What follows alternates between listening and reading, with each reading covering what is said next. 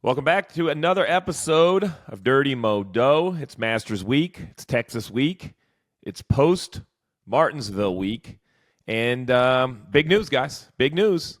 Dad has left us alone. Producer Trav is at the Masters, and he's left Timms in charge on the mic, and the professor's in the house. Timms, congratulations. I don't know if this is a promotion or a demotion, but you got two roles today. I don't know. Last year I was on the download, but, it's fine. We're going to handle this today. I think it's promotion. It's fine. It's fine. We're holding many hats today. Has anyone got a health check from Trav? He texted me last night. He's alive. I don't know how many beers deep he was, but he is still alive. We wanted some Masters cups from Trav. I said, hey, bring me one of those plastic cups. He said, no problem. He got down there I don't know what day it was. And at 7:45 a.m., I got a text. I got your cup. I'm like, buddy, you're going to have to ease up just a little bit here, man. We haven't even got to damn breakfast. It was like Sunday morning. It was great. All right, we're going to get a little bit of Masters talk. We're going to get some Texas talk, but let's relive Martinsville. 1, 2, 3, HMS. We had this conversation. Storylines were in place. I thought it might have been Chase Elliott, who ran well. But in the end, it was the I don't know what nickname we want to get him. He's so good, I'm not even going to give him a nickname. Mr. Byron is what I'm going to call him from now on. Mr. Byron with another impressive win. Really just kind of was good all day long. Left green flag pit stops and drove by the guys. Survived a green-white checker finish. What do we make of the dominance of Hendrick? Well, we called it for sure, like you said, but we had it in the predictor too. Even Alex Bowman, we had predicted top 10. He was 8th, so we called it. Timms, you got some social love? We did. A lot of people tailed us on the Hendrick Brigade. One guy had a $1.50 parlay, and it made out to $14. He had all 4 Hendrick cars in a matchup bet. We had the Jeremy Bush live bet Byron after he drove to the top 10, so he knew it early, and that was plus 800 odds, and he had a nice $450 payout for that. So, and the top Chevy manufacturer, this is Tanner Flynn. He tailed us on that at plus 245, and he made $69. So a nice payout for him as well. I love it. Hey guys, only hit us on social when we're right. You just hit Trav directly on social if we're wrong. You can hit all of us if we're right. If we're wrong, just go right to Travis. Yeah. All right, well, let's move forward. Now we go back to the mile and a half. It's like a mini mile and a half, though, because they reconfigured 1 and 2. It's a low 1 and 2. I was getting ready to go down the Denny Hamlin, Marcus Smith route, but we're just going to let that lie for a week after they got into a huge spitter. They got in a huge spat on Twitter or X or whatever you call it. It was a I laughed. I opened it up and my head exploded, and I laughed. But so we're going to Texas. Flat 1 and 2, high bank 3 and 4. Professor, give me the run of show, man. Who do you like? Well, no surprise. Larson, Byron, Denny, and Blaney. Maybe that's a little surprise to you. Or the Tier 1 drivers. Hold on, let's stay with Tier 1 because I buried the lead on a news story. Kyle Larson, Indianapolis, testing. Buried that story. My apologies. I didn't see a whole lot other than thumbs up from everybody. I don't know why anybody's surprised. The kid's amazing. Like the guy, I shouldn't call him a kid. He's 30-something years old or whatever. He's a heck of a race car driver, right? And he looked great in the car up there. So I haven't looked in any Indy 500 futures, but if you can find a top 10, Kyle Larson future, I would love it. A top 5 would have to be a little bit longer odds being his first start. I don't even hate, maybe he's the first guy to kind of pull off the double win. We'll see. But so Kyle Larson, the top of the predictor, but he looked great at Indy 500 practice this week. That's where you're going to leave it? Unless you have some Indy 500 predictions, I'm going to leave it there. No, but I'm with you. I think if you get like a top 5, top 10 out of him in the Indy 500, I don't think that's far-fetched. Look up his odds now. He's plus 900 to win, which is 4th best. Okay, so that right there. Hold on, we have to talk about that. That's insane. That's insane. Congratulations to Kyle Larson. Tip of the hat to you. He's never made an IndyCar start. Let's be honest. But let's get that out there. He's better than Scott Dixon, Alexander Rossi, and Marcus Ericsson, who have all won this race. My mind is exploding on that. Now, I'm not saying it's not deserved. Professor, did you send the books to IndyCar Data too? I mean, you're kind of on our list, Professor. I'll run the IndyCar model, but it's not going to have Kyle Larson as fourth best. I promise. I agree. All right, so let's go where Kyle Larson is the best. Tier 1. Let me have him again. Larson, Byron, Hamlin, and Blaney. 3 different manufacturers, 2 from Chevrolet, 2 from Hendrick. I don't know. I'd love to shoot a hole in the predictor, but I mean, I don't know. That runs true to my opinion. Tim's? Yeah, me too. I think Byron's tough not to back here, especially on the run he's on to start the year. But Larson, I don't know. I don't love that he is in Indy and not maybe focused on Texas right now. But he is really good here. There's a couple guys in tier 2 that I think we could target. Ross Chastain and Christopher Bell. They're both kind of Chastain's plus 1,400, Bell's plus 1,200. I think they both run pretty well here. Russ, you can negate me if you want, but I mean, I think they're worth a shot if you're not going to bet Larson and Byron at the price that they're at. So, am I dreaming, Tim's, but have odds shrunk? Like Larson as a favorite at 4-1, a 6.5, a 6-1, a 6.5-1 to 7-1. Like, forget the names for a minute. Let's take the names away. Mm-hmm. If you add up the top 3 or 4 favorites, why do I feel like that we have got major constriction here on these odds? I think we have. Even if you look down, there's only 16 guys that the books think that have a shot to win. The 17th guy is Noah Gragson at plus 6,000. So, which I can't remember last time we've seen that in a Cup race. So I think they definitely have shrunk, and they're not going to get burned off the same 7 or 8 guys that are winning every week. Well, it makes sense because when I look at the professor's predictor, 19 people take up the top 3. You know, it seems pretty flat, Professor, right? Like, I want to say there was bigger gaps at more variety, but it seems like you feel I feel like I could put Larson and Byron in the top of the predictor from now until wherever. Like, no offense, that wasn't news. I didn't sound it wasn't. We didn't break in on regularly scheduled program to let you know that Larson and Byron are at the top of the predictor.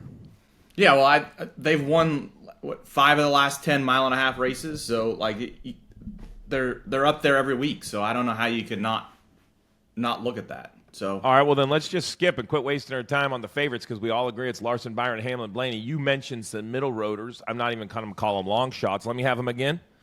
Chastain and Bell. And Bubba, Bell too. Throw inside Bubba the in top there. 10 on the predictor. Chastain inside the top 10 on the predictor. Chastain, I'll be honest, always seems to win when he's like, never do I go into a weekend going, man, this is Chastain's week.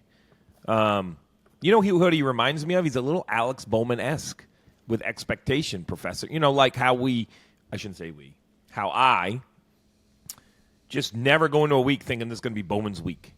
Yet he wins. I know he didn't last year. He was injured. But most years until then, he always finds a few wins. So, and did I read it right that Martin Truex Jr. hasn't won at Texas in his career? That's correct. But he's led like the most laps there without winning of a driver. But go back to Chastain. He was runner-up here last fall in September. And then he was 4th, ran well at Las Vegas earlier this year. Really our only other mile-and-a-half to I don't even know if you can compare them, but you can kind of compare these two. So I do, and I like 14. I think now you're starting to get into some value for wins. I had the same problem with the Masters. We're going to talk about it, but when Scotty Scheffler opens it 4-1, even though he might win, you're like, 4-1. You got to get the ball to bounce one way, the wrong time. I feel the same way in racing, right? Larson's 4-1. I agree. Flat tire, someone else's mistake. Remember, he's not out there running laps by himself, so that's what makes betting the favorite so difficult. Yeah, I think this week is the first week in a little bit that we've seen kind of the middle-of-the-road guys have some value, like Chastain, Bell. And the other guy, Bubba Wallace, I think he could have won this race or should have won this race last fall. It's hard for me to believe he's not going to be in contention this year again. I really like his value. He's 16-1. And coming off what I consider a great Martinsville, right, Professor? And when I say great, let's just explain. Here's what I need to see out of Bubba. It's not a talent question. The guy can drive. I'm not even questioning the equipment anymore. It's the mental fortitude to do it week in and week out. And I don't have it. I'm gonna just raise my hand, right? We're talking about battling against the best in the world. It takes a different breed. It takes something that it's hard to explain. At times, Bubba has it. At times, he's fallen short. I will say, though, really since the playoff run a year ago, he has impressed me. I have not seen a blip on the radar since he made the playoffs and kind of just dug his heels in. And at Martinsville, he had what I call, that's winning performances. If you do what he did at Martinsville every week, which is run as good as your car can run, it's okay you're not the best car. Don't panic. Don't force yourself into mistakes. Grind to a finish. If he does that every single week, there's absolutely trophies in his future. Yeah, absolutely. Like you said, he qualified second, finished fourth. He was second in both stages. He ran basically top 5 the whole race. And it's 16-1 on the odds. To your point, Chastain 14, Wallace 16-1. Now I'm starting to be interested. How about the two in between them on the odds? Let's talk Elliott Gibbs. Chase Elliott, I like what I'm hearing in the interviews. Says he's changed his driving style. He's gaining some more confidence. He looked decent at Martinsville. Gibbs, on the other hand, hot start to the year, seems to be cooling off a little. I don't know if that's fair completely.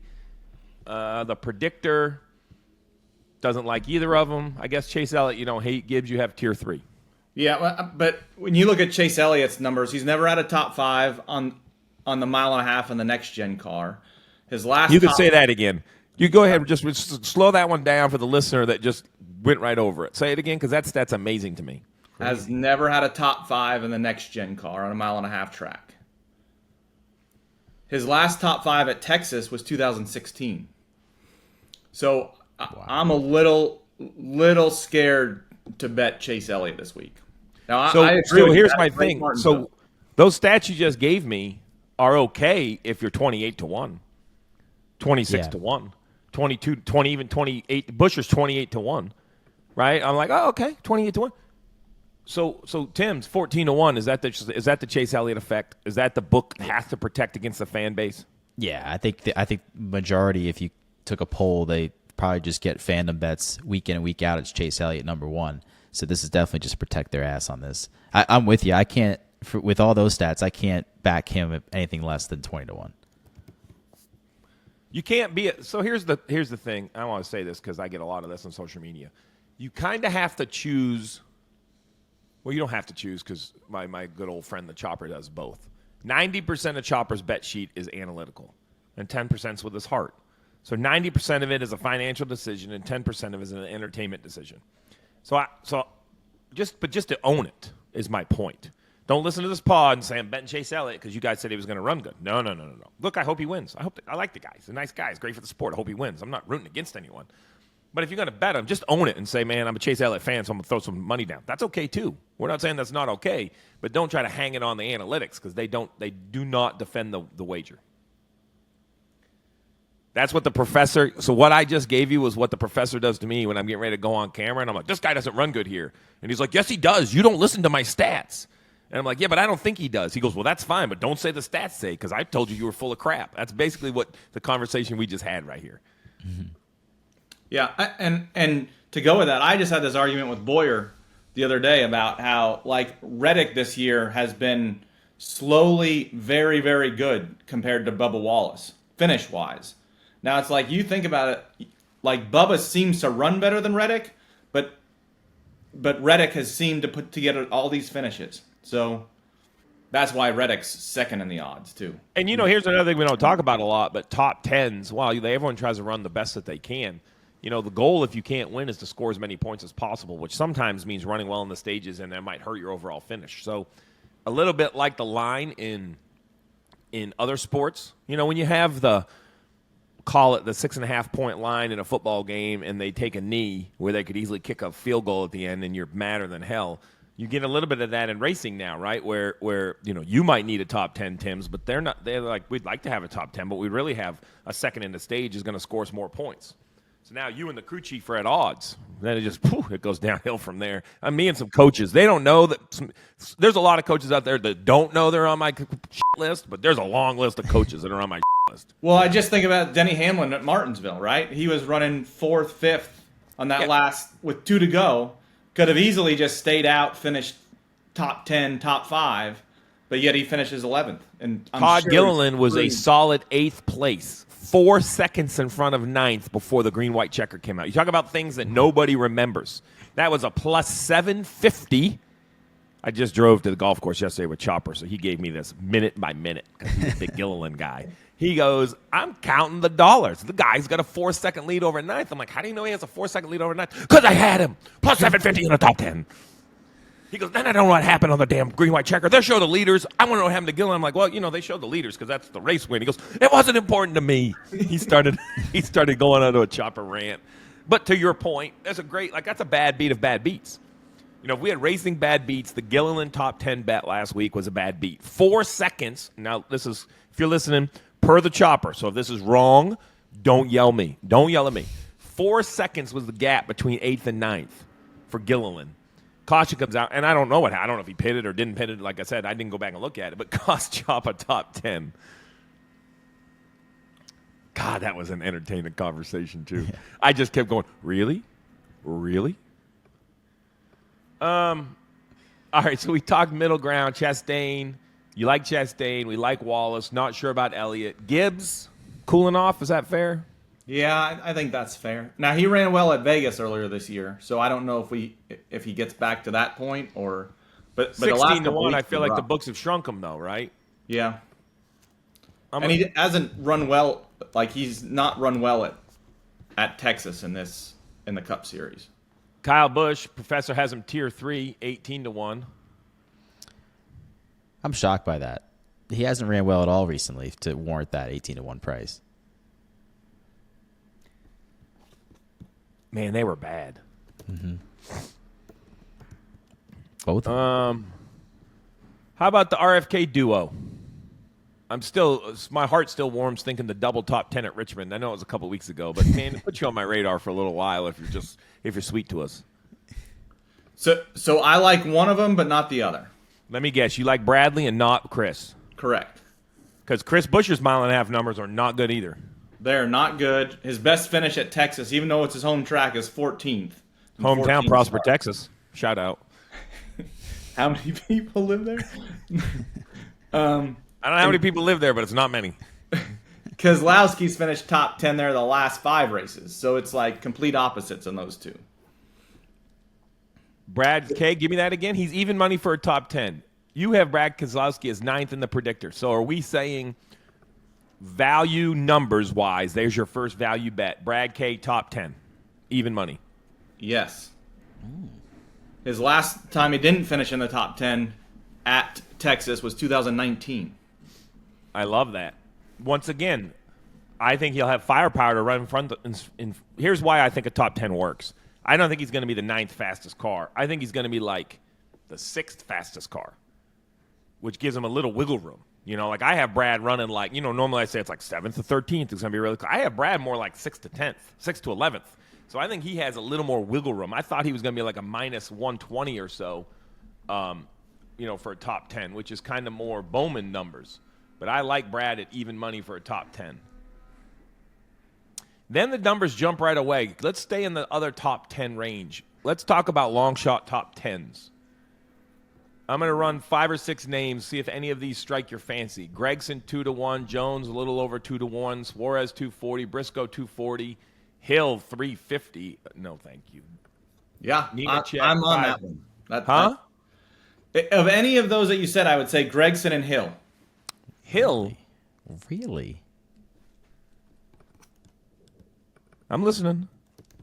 Well, I don't have great numbers for him because he's has very little experience in the Cup Series.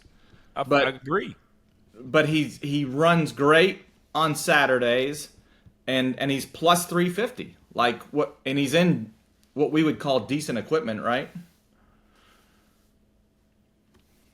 Not this year. He's driving the other I call it the other car. He's in the.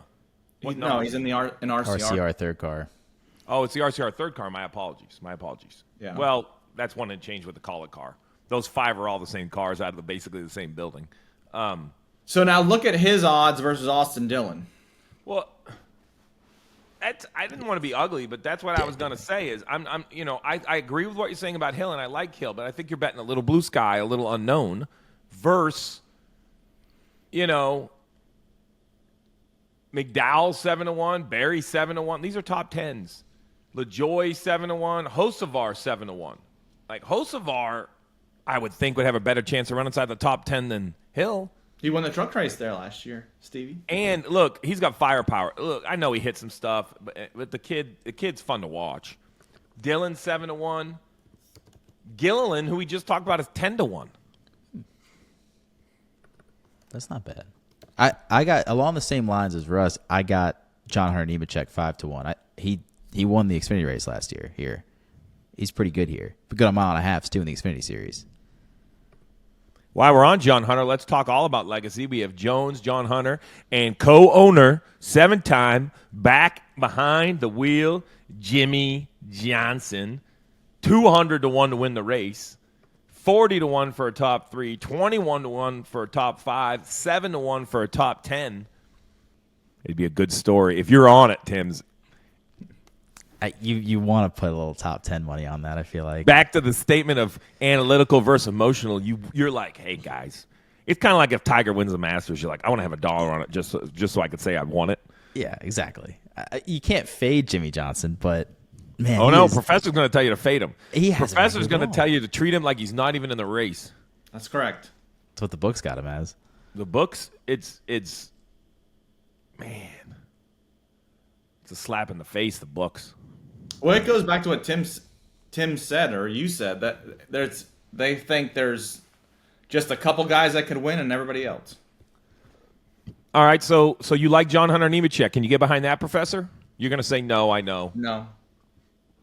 I got two more that I think you get behind. Chase Briscoe, Daniel Suarez, both plus 240. Briscoe, he's finished, I think, top 10 both times. And Suarez has been right around there both times in the next-gen car here.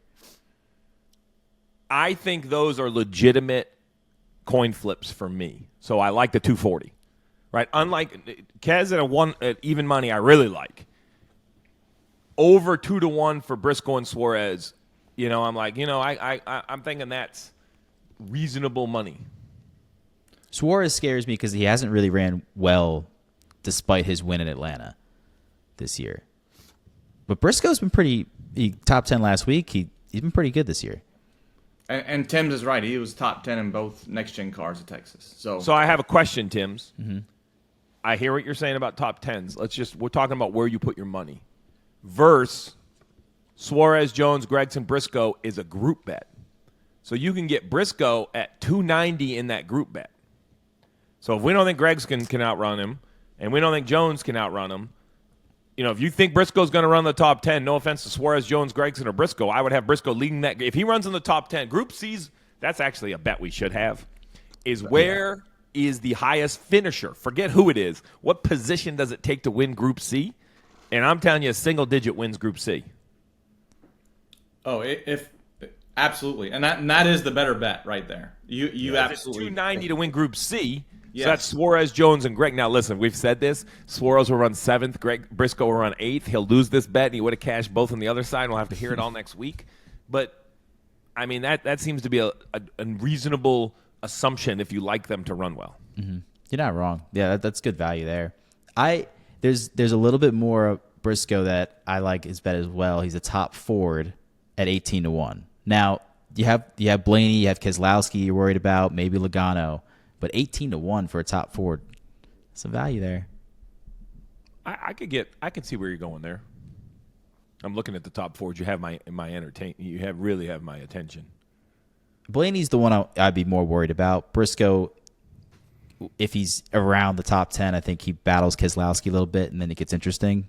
But I don't hate Kez for the top Ford either. Plus 550. Yeah, yeah. Blaney's the only one you got to worry about, but you're not going to bet him at what, plus 120? Yeah. So.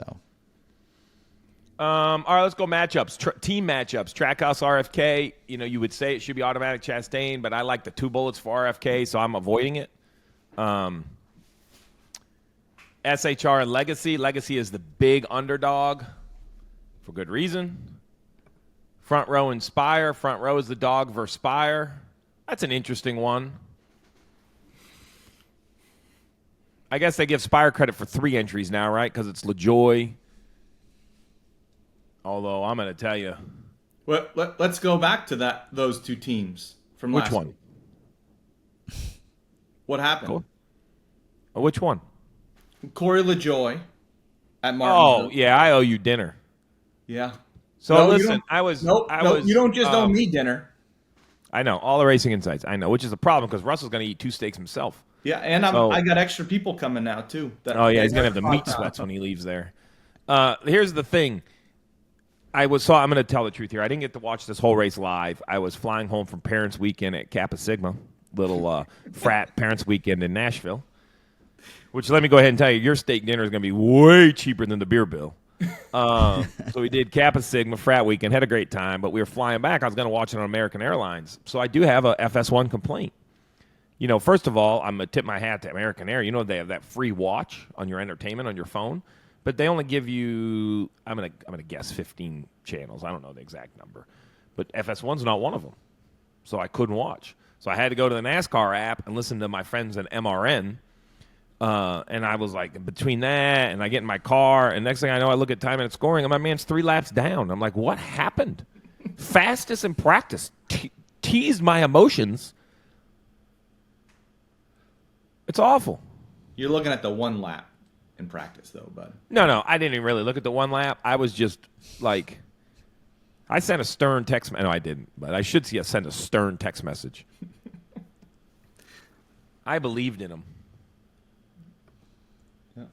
I'm gonna enjoy both those steaks, just so you know.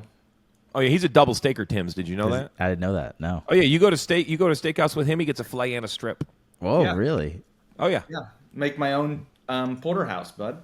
You know how you basically I know you've done this, Timms. You know how you leave and you go, oh man, we shouldn't have ate so many apps because then we wouldn't have had. I got full before my meal came.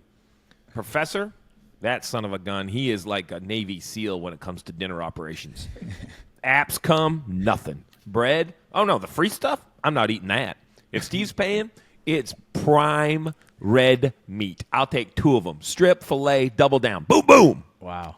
You house them both at the table, or you taking some home?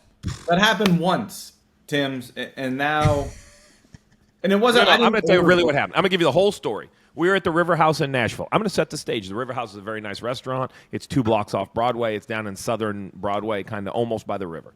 It's where we like to go during the NASCAR week. It's like, what would you call it? I'd call it like nicer American dining, right? So they have some pastas and steaks, but it's a nicer joint, white tablecloth joint, right? Yeah. We're there because Mrs. Burton's joining us. We try to take her to some nicer joints. We can't be taking her to, Martin's Barbecue, right? When Mrs. Burton decides to join, we sit down, we have something nice. We won't even get into the Martin Barbecue order that he had the day before. Hey, so that's we go a down. good place too.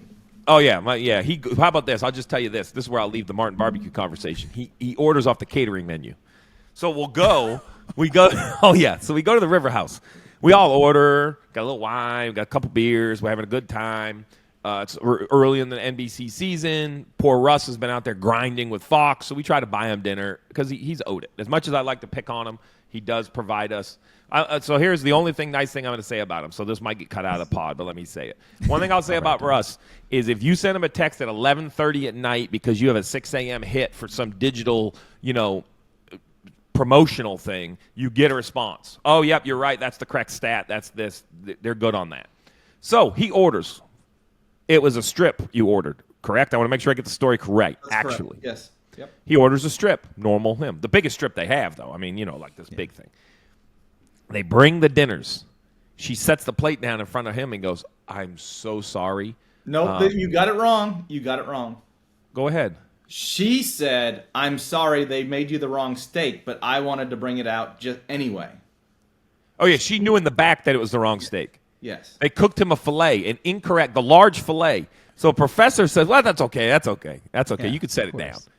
So we all start our dinner. The filet, gone. About 2/3 of the way through dinner, just when you're thinking, have I eaten enough? Do I need one more piece of bread? Should I have one more glass of wine? The second wave of steaks come, and they set the strip down in front of him. The filet plate is gone, and now he eats. We figure he had to eat 30-plus ounces of steak It was a 12 and it maybe 20 ounce. You're talking a 12-ounce strip and an 8-ounce fillet. That's 20 ounces. That's not a lot, bud. Meat sweats, Tim. My man, he admitted on the way out, he goes, whew, I'm going to have to go lay down. I don't feel so good. It was a little aggressive. Yeah, that's a night stopper right there. 2 of them, it's a night stopper. Kim couldn't even eat. Kim was like, Mrs. Burton was like, oh my goodness. They just keep eating. She was like, this is like befuddled her to see one man eat so much red meat. That's funny. All right, we digress. So he's a double staker on my absolute. I got housed. Matchups. House 2 at Martinsville too, just so we're aware. I did, yeah. Austin Dillon's dead to me now. Yeah. Hey, look. Stray, little lamb. Stray from the herd. That's what I have no empathy for you. We told you it was a bad bet last week. The new crew chief boost, I think he got worse. I think he was a lap down, 12 laps in. It was him and David Starr battling for 36. You strayed from the herd. You strayed from the herd, and that's what happened. Trying to get ballsy. So Russ can eat the 2 steaks in his new Dirty Mo sweatshirt. They'll be arriving soon. Wait. I don't like any. I'll be honest. I don't like any of the team matchups. I think the odds are the right way. You're betting the favorites. They're minus monies. I don't think that's any sort of home run. Let's talk real quick. Let's just fire through these. Byron Hamlin, I have no interest. Bowman Kez being the long shot. I think they have. That's wrong. Back that up. Bowman Kez being the favorite. I think that's accurate. Larson Reddick. So look, there is something about me that says you bet against Larson only because he's checkers or wreckers, right? So they're follow me for a minute. Larson doesn't run 4th a lot or 6th a lot. He runs really, really, really good or has an issue. So there is something statistically. We should run these numbers, Professor, not for this episode, but in the future, right? Like, my point is Reddick's plus 120. You're always going to get plus money against Larson. So we'll run Reddick and Larson last year. Just run them head-to-head last year, the whole year. Or all the next gen, or whatever you want to do. But I bet it's closer than you think. Now, you think Larson because he has so much firepower and he wins all the time.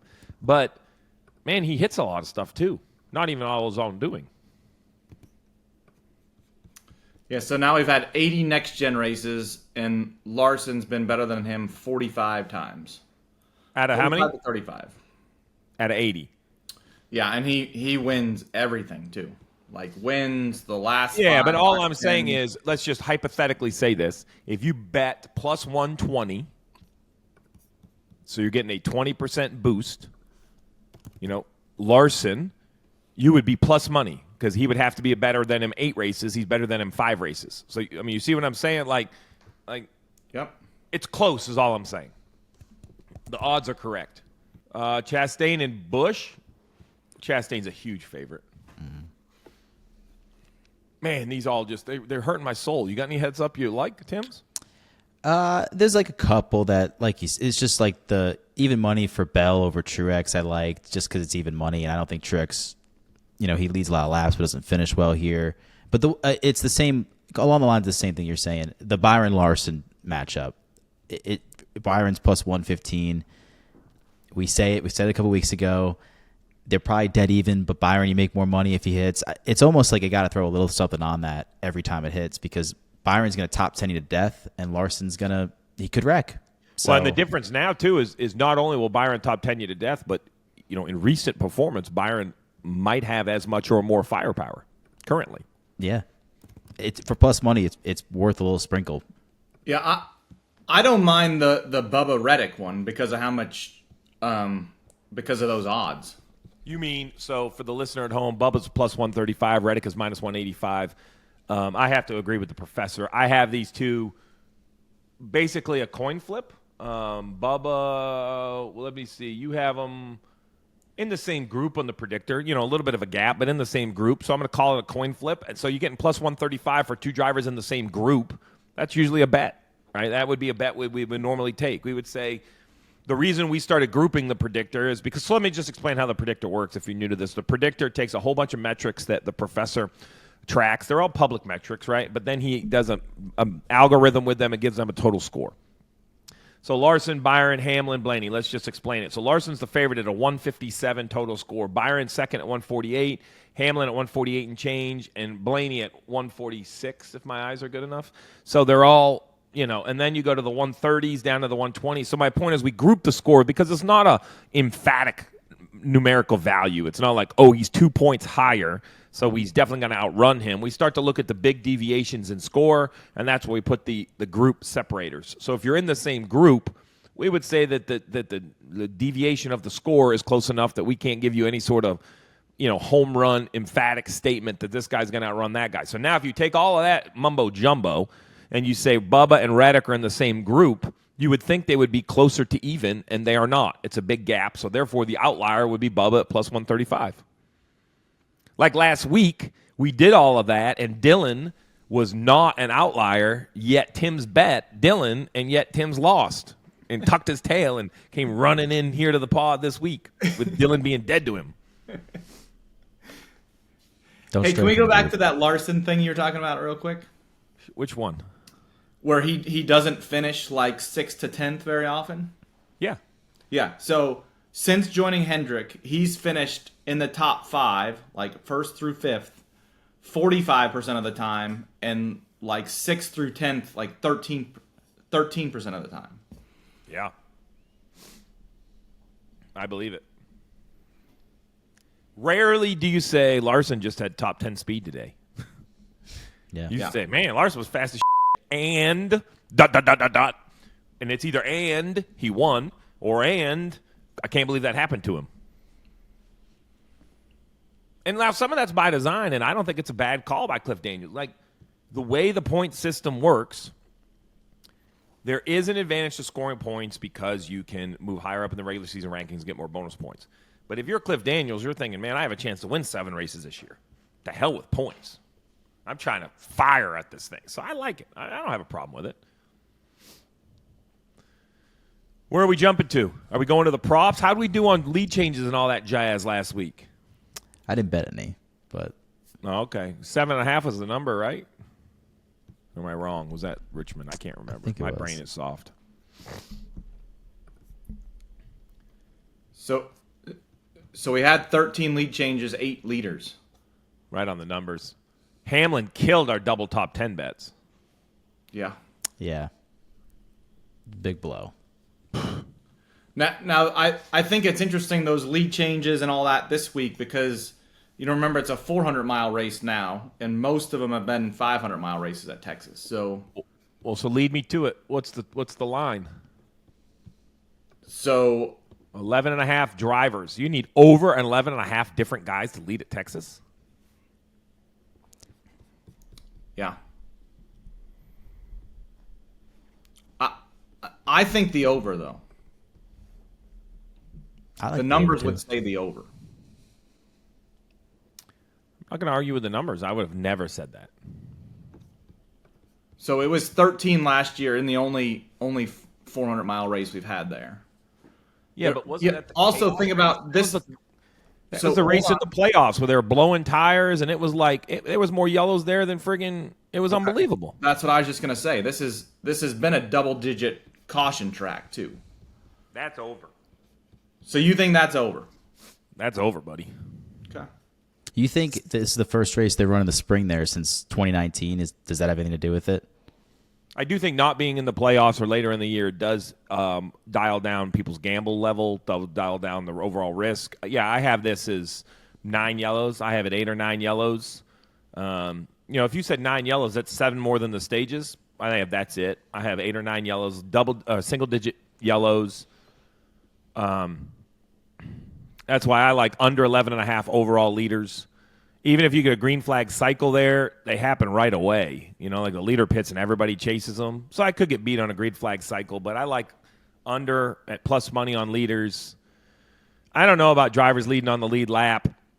Personally, I would say over just because the competition is so close. I know people didn't love the race at Martinsville. We can get into that, but there's no reason. There's a lot of things. One thing, though, one of the many things that should be talked about is with 36 charters, they're all pretty solid teams. There's not a lot of, hey, show up and just do your best. Like, they're all pretty well funded. They're all, that adds into the lack of passing just because they're all so equal.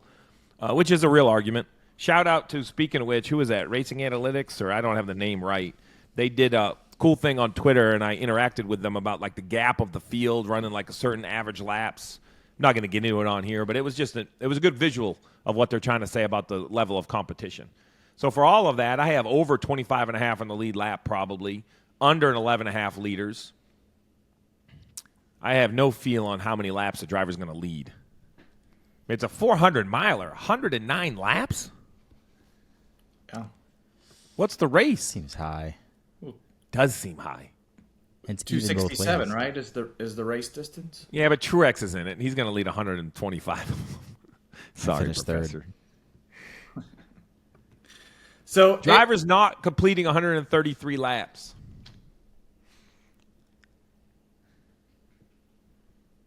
That was That's a for lot sure of the over last race, but that's a lot to have. 3.5, is a yeah, lot. that's a lot. it's a huge number for the under. Average speed, I already told you how dumb I think that is. I'm not going to talk about it anymore. Ooh, let's go. We're at 126.7, said nobody ever. Nobody even knows what that number is. Toyota's top 10, Chevy top 10. None of that stuff strikes me. They're all pretty juiced, too. Double top 10s? We like any of the double top 10s? There's one outlandish one that if you want to throw $1 on, I think it's You're on Bowman interesting. Kez, aren't you? No. Although, Bowman I'm not that high on this week, but he is a top 10er recently. It's a Suarez Eric Jones one. You could just give me your $1. I mean, plus 750. That's tough. No? Is it Jones? Both of them. I don't think either run in the top 10. 750 though. That's another. You're better awesome off Bowman You're Kez. right. Bowman Kez. 450. That's not bad.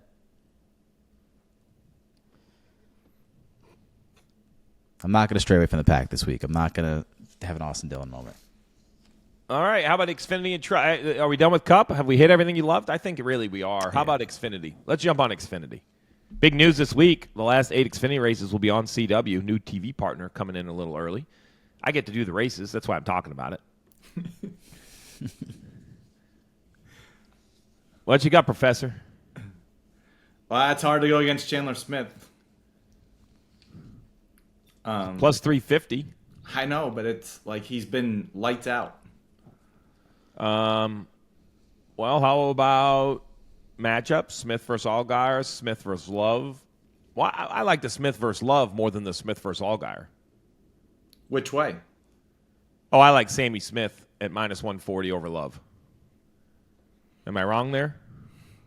It's a tough one. All right, you don't like them. Well, I just don't like that you're paying that much juice. Fair. All right, how about trucks then? If you say the favorite, Kyle Busch is in a truck. Got beat last time he was in a truck, though. Yes. I just think Kyle Busch used to win a lot in trucks, and he hasn't won a lot recently in trucks. So I don't think it's worth that plus 160. I would agree. stick with Eckes at 550. You like Eckes better just for the odds. Yes. Well, help us with Group F because I don't know these guys. How about Purdy, Sauter, Riggs, Crafton? Like, do one of those guys jump out? You're more of a truck guy than me. So Sauter, has won 5 times at Texas, but he's, just part-time now. So he's in that Nice equipment. I'm sure that's going to be as good as it can get this weekend because he's a Texas guy. I think in that Group F bet of Sauter, Purdy, Riggs, Crafton, that would be where I would look at Sauter being the best finisher. All right, how about the matchups? Just so because we don't talk about these guys much, we have Sanchez, Ankrum, Rhodes, Infinger, Heim, Majeski, Raja, and Gray, Friesen, and Purdy. Raja won at Vegas, right? That was his first win. Great storyline. Do we think the speed carries over to Texas? I don't see any reason why it wouldn't. I would say the thing with Gray is he's been getting a lot of extra reps in Xfinity too now. So I don't know how much that helps him and his confidence and that kind of thing. So Sanchez led basically the whole race. He led 97% of the race here last year. Got screwed on the green-white checker. In fingers in kind of a little lesser equipment than Rhodes, so I'd say that's why that's where it's at. And Heim and Majeski have been just neck and neck all year, but Heim's going to top 10 you to death. So they're all the minus 130 favorites you say should be favorites. If you want to have some entertainment on the truck race, bet the favorite side of the matchups at minus 130, pay a little bit of juice, and just sit back and enjoy. Yep. That's what I'm hearing? Yes. Well, let's talk about what else we're watching. It's happening as we speak. It's a little golf tournament down in Georgia. Give out this jacket if you win it. Kind of a cool deal. No big deal. I have you can't put the bet in because it's already started, but we're going to talk about our bets. My monster bet of the weekend is going to be super unpopular. As all your golf bets are. I have Phil over Tiger. I guess he's doing well. Huh? I guess he's doing well. My other big bet to win is Brooks Koepka. And then I have a bunch of other random stuff. I have yes for a playoff because I'm cheering for one. Yes for a hole-in-one because I'm cheering for one. Like, to your point, I took it as a Sunday entertainment value. I'm like, well, what do I want to cheer for? Close finish. Let's go playoff. What do I want to cheer for? Hole-in-one. Almost had a couple yesterday. Mm-hmm. So I'm like, let's bet on that. How about you, Timms? You got any Masters stuff? I do. I bet Xander Schauffele pre-tournament. I thought he was pretty. He fought back to go even yesterday, but not the start I liked. And then I had the Ludwig Aberg guy, 30-1. He's doing pretty well. He's finishing up his round right now. Can I be the guy to say, man, I want to know how to say his name, Kirk? I want to ask. I want to hear it out of his mouth because they were Oberg forever, the announcers, and now they're Aberg. And I'm like, man, did his people tell him, like, hey, that's not how you say my name? And I'm not judging him. From a guy that's butchered a name before, this is not a judgment situation. I mean, I didn't get it a Shane Gisbergen like my buddy, but like like the meme himself. But I have butchered a name, so this is, I'm not sitting here throwing stones. I'm honestly wanting to know. So, listen, you're going to like this story. That was a stone. That was a stone, just so we're all on the same page. I'm going to stick up for Burton. That was a stone you threw right there. Oh, look, we all struggled. I only pick on him because I knew it would get a reaction out of you, Professor. But I will say, like, before I do, like, IMSA or IndyCar, I go through the name pronunciation with Diffie. Just because I'm like, so I know the big ones, right? You're like, oh, okay, yeah, no, this guy. But I'm a big believer that if a competitor is putting his time and effort in, you need to show him enough respect to at least attempt to pronounce the name correctly. Now, if my, lack of college education skips a syllable, I apologize, but that's talent, not my respect for the guy. So I want to know if this is Aberg or Oberg because I've heard it both ways. I think I've heard it both ways on the broadcast this morning in the 5 minutes I watched, too. I'm going to tell you right now, whatever Jim Nance calls him, that's what I'm going with. I was waiting. Vern Lundquist called him this will Oberg. be the Dale Jr. effects. The poor kid will have to change his name. He'll be Christopher Busher here pretty soon. He'll be like, well, it was Oberg, but Jim says Aberg, so we're going to be Aberg now. Got it. 10-4. His whole family will have to change. I mean, you should have heard Dale pronounce Xander Schauffele on the download Tuesday. It was Shalaflafale. So... Scheffler's an interesting story because he ho-hummed his way to a -6, but now he has a pregnant wife who he says he will leave to support. Would you leave? I mean, he's already won one. Is this like, I've already won, I can go. It's his first child, I think. Yeah, first child, I would leave. Yeah. Second child? Ashlyn? Yeah, let's make it real for you. I would leave. Masters are every year. That was the right answer. I'm just telling you. I would leave. Okay. Now I'm going to say this, though. I would leave if I'm him who has won one and has PGA exemption and all that. Because while it is an impressive feat, I'm going to go out and say this isn't going to be a life-changing feat. You with me, Timms? Win in a second. But if, say, you were... It doesn't even have to be the Masters. Let's take it to a regular tournament. Say you have no card, you come in on sponsor exemption or a Monday qualifier, and you have a chance to win your golf tournament. I would stay and finish because, back to your family, who you would love to be there for, if you get your PGA card, that's like life-changing, right? That's life-changing money. That is an entire different path for decades. A second Masters. Yeah, though that's a real thing for another guy in the field, Sam Burns. His wife's also pregnant and said he would also leave, but he hasn't won a Masters. I don't know much about Sam Burns. I know he's on the tour, but I haven't seen him win a lot. And a lot of people were saying, I don't think you leave if you're Sam Burns if you're winning the Masters, but if you're Scotty Scheffler, yeah, what's a second green jacket? It's interesting. I will say this: be aware of the even par golfers. Like if you look at the numbers. The leader doesn't have to get out to a big jump, right? Like, I think Tiger shot, 70 or 71 the year he won it, or the last year he won it. I think – now, Scheffler's the one scary one. I only say this because no offense to DeChambeau, but I don't see -7 keep it. Now, it could be gone. Maybe he goes wire to wire. Now, Scheffler at -6, that's got everybody's attention. Homa at -5, that has everybody's attention. Danny Willett, 2016, I think, champion. Nobody had him on the books then. -4, got out to a hot start. Fox, you're not worried about some of these guys, though, right? Like Tommy Fleetwood's close. It's interesting. It's an interesting conversation down there. I like Will Zalatoris just because of his surgery, coming back from back surgery. His story's great. Plus, he looks like the guy from Happy Gilmore, which I just love. Because if you listen to this, Masters already started. Now, we got a little bit of screwed on day one because with the weather delay, day one and day two, there's not going to be the gap you need to get your bets in for day two. But once the cut's made after Friday night, man, re-rack and refire, boys. There'll be new matchups over the weekend. There'll be new odds to win. There'll be everything under the sun that we could wager on. So don't just because you're listening to this on a Friday or a Saturday, don't think you missed the Masters. I would bet money you could even parlay some Masters matchups with some racing matchups, get your double screen going, and you have one hell of a Sunday afternoon. Oh, yeah. All right, Professor, I know we got to get off here. You got a plane to catch. You're in professional work garb. You look polished and ready to go. I'm ready. Flight in. All right, well, travel safe down to Texas. Guys, it's a big weekend of NASCAR racing from Texas. We have trucks, winter trucks. Professor, kick them off. Tonight. Friday night for Sorry. trucks, Xfinity on Saturday, Cup on Sunday, 400 miles.